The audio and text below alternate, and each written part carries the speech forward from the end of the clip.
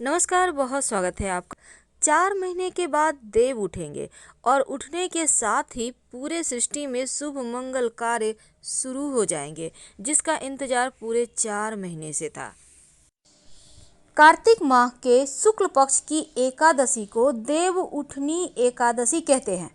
देव उठनी एकादशी चातुर्मास के दौरान जब पाताल लोक में निद्रालीन हैं भगवान श्री हरि विष्णु, अब अपनी नींद पूरी करके देव उठनी एकादशी को जागने वाले हैं और इस दिन से एक बार फिर से भगवान विष्णु पूरी सृष्टि का कार्यभार संभाल लेंगे और यहाँ से तमाम शुभ कार्य शुरू हो जाएंगे।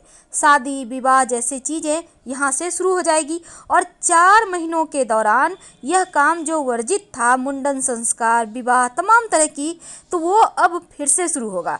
तो भगवान श्री हरि विष्णु के जागने पर एकादशी के दिन भक्त उनकी पूजा करते हैं, व्रत रखते हैं और इसे देव दीपावली भी कहते हैं, क्योंकि देव जागने के इस पर्व के दिन मंदिरों में भी सजावट होती है और इस बार देव उठनी एकादशी 14 नवंबर को मनाई जाएगी। तो कार्तिक के महीने के शुक्ल पक्ष की एकादशी और इसी दिन तुलसी जी का भगवान शालिग्राम से विवाह हुआ था और रचाया भी जाता है। इसी के साथ शुभ कार्य भी शुरू होंगे। भगवान विष्णु को तुलसी बहुत प्रिय है और वे माँ लक्ष्मी का ही रूप है। कैसे करेंगे भगवान की पूजा, कैसे मनाएंगे श्री हरि को? देखिए, देव उठनी एकादशी के दिन भगवान श्री हरि विष्णु की विधि विधान से पूजा करें। सुबह जल्दी उठे, स्नान वगैरह कर लें, घर के मंदिर में भगवान श्री हरि का गंगा जल से अभिषेक करें, दीपक जलाएं, भगवान को पुष्प, तुलसी दल, फल, मिठाई अर्पित करें और शाम के समय भगवान श्री हरि को भोग लगाकर उनकी आरती करें। इस दिन भगवान को तुलसी दल जरूर अर्पित करें। अगर पहले से तोड़कर नहीं रखा है तो पेड़ के पास जो गिरा हुआ है उसी को धोकर आप यूज कर सकते हैं, क्योंकि तुलसी के दल नहीं देंगे तो भगवान भोग भी स्वीकार नहीं करेंगे। संभव हो तो इस दिन व्रत जरूर रखें। रात में तुलसी और शालिग्राम का विवाह भी रचाएं। जब उनका विवाह करें या आप नहीं भी करते हैं तो कम से कम तुलसी जी के पास एक छोटा सा प्रयोग जरूर करें। मौली धागा तुलसी के तने में बांध दें या फिर तुलसी के पेड़ पे हल्का सा लपेट दें। आप चाहें तो जब आप विवाह करवाएंगे तो शालिग्राम भगवान को पीले वस्त्र और माँ तुलसी को लाल वस्त्र अर्पित करें और बाद में दोनों ही वस्त्र में 2 गांठ लगाकर अपने विवाह के वस्त्र में छुपाकर इस वस्त्र को रख दें। तो जितने दिन तक आप इसको रखे रहेंगे उतना ही अच्छा है, क्योंकि जितना श्री हरि विष्णु माँ लक्ष्मी प्रेम है दोनों में, उतना ही आप लोगों में भी बढ़ेगा। देव उठनी एकादशी के दिन परिवार के सभी सदस्य भगवान श्री हरि विष्णु को जगाने का आवाहन जरूर करें। इसके बाद तुलसी विवाह में शामिल होने के लिए घर के सभी लोग और अतिथि स्नान वगैरह करके स्वच्छ वस्त्र धारण कर विवाह में शामिल हों। जहाँ पर आप तुलसी का पौधा रखना चाहते हैं पहले सफाई करें, वहाँ पर आप शुभ मंगल प्रतीक चिन्ह बनाएं और जो रंगोली होता है उसको जरूर बनाएं। इसके बाद एक तुलसी के पौधे को एकदम बीच में रखें। तुलसी का पौधा रखने की जगह आप गेरू से भी रंगोली बना सकते हैं या चावल के घोल से बनाएं और तुलसी के गमले में भी आप अच्छे से सजा दें।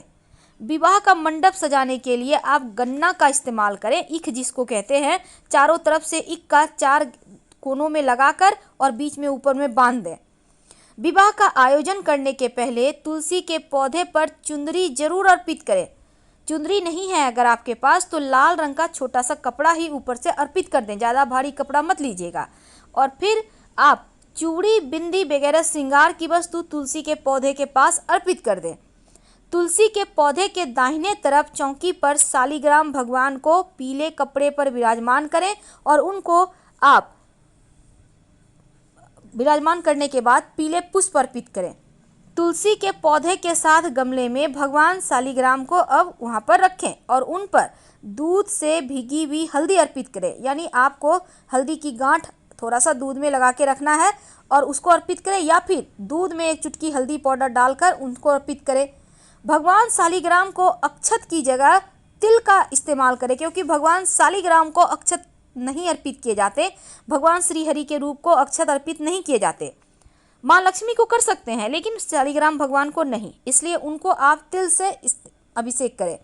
पूजा के समय आपको फल में कम से कम 5 तरह के फल ले लें, आपको जो भी मिल जाए मौसमी फल, उसमें ईख यानी गन्ना जरूर होगा, और पानी वाला सिंघाड़ा भी रखिए। माँ जो लक्ष्मी का स्वरूप है तुलसी जी, उनको जब आप पूजा करेंगे तो तुलसी जी की पूजा के समय श्रृंगार की वस्तु के साथ माँ को पसंदीदा वस्तु जैसे आंवला है, सिंघाड़ा है, आप चाहें तो अनार भी रख सकते हैं, चाहें तो, जरूरी नहीं है, आपके मन पे है। और विवाह के समय आप शालिग्राम भगवान को पीला वस्त्र और तुलसी जी को लाल वस्त्र, या फिर आप चाहें तो कलावा, दोनों को अर्पित कर दें और दोनों ही कपड़े में या कलावा में 2 गांठ लगा दें। बाद में उठाकर जो विवाहित महिलाएं हैं अपने पास संभाल कर रख लेंगी। आपके जीवन में भी बिल्कुल तुलसी और शालिग्राम के तरह ही प्रेम रहेगा और आप लोगों में परस्पर जो भी परेशानी है वो समाप्त होकर आपस में प्रेम बढ़ता जाएगा। विवाह के समय जो भी बोला जाने वाला मंगलाष्टक है जरूर बोले, और घर के जो पुरुष सदस्य है भगवान शालिग्राम को चौकी समेत हाथ में लेकर तुलसी माँ के साथ परिक्रमा करें। तुलसी जी का विवाह संपन्न होने पर भोजन और प्रसाद आप सब में वितरित करें और खाएं, और साथ ही थाल बजाकर उठो उठो वासुदेव, उठो उठो वासुदेव जरूर बोलें। देखिए, पुराणों की मान्यता है कि देवता भी एक नियत समय पर सोते और जागते हैं, और पौराणिक मान्यता के अनुसार जब भगवान विष्णु साल के 4 महीने शेष नाग की सैया पर सोने के लिए क्षीर सागर में शयन करते हैं और कार्तिक शुक्ल एकादशी को वे उठ जाते हैं, इसीलिए इसे देवोत्थान या देव उठनी या देव प्रबोधनी एकादशी कहते हैं।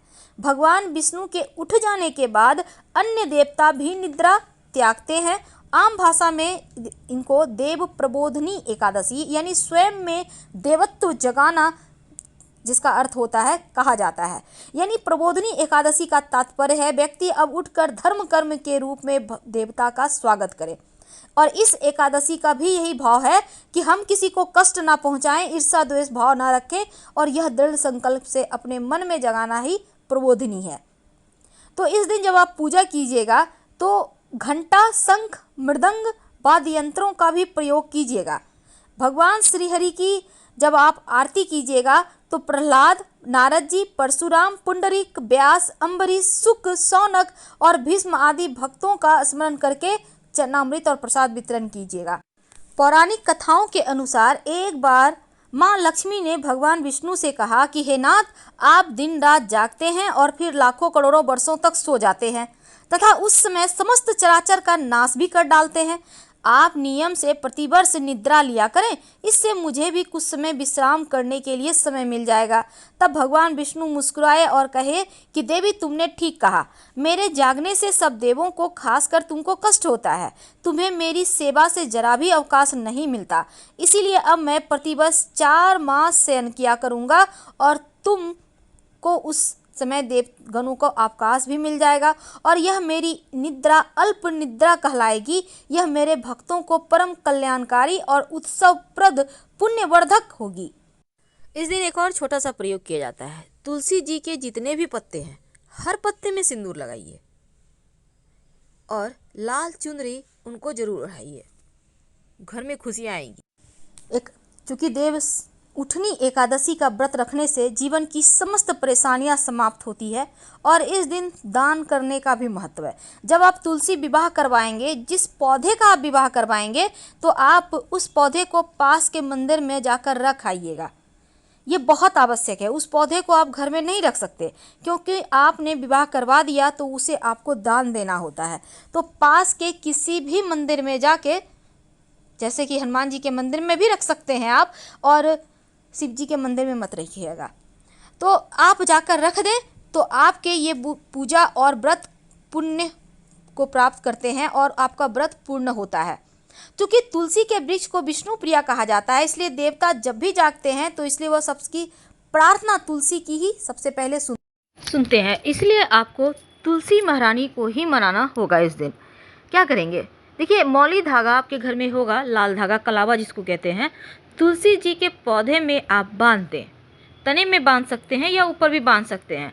ऐसा करने से आपके घर में लक्ष्मी स्थिर हो जाएगी। तो हम आपसे विदा लेते हैं। जानकारी अच्छी लगे तब लाइक कर सब्सक्राइब करें, अपनों से शेयर करें और कमेंट में हर हर महादेव जरूर लिखिएगा। धन्यवाद।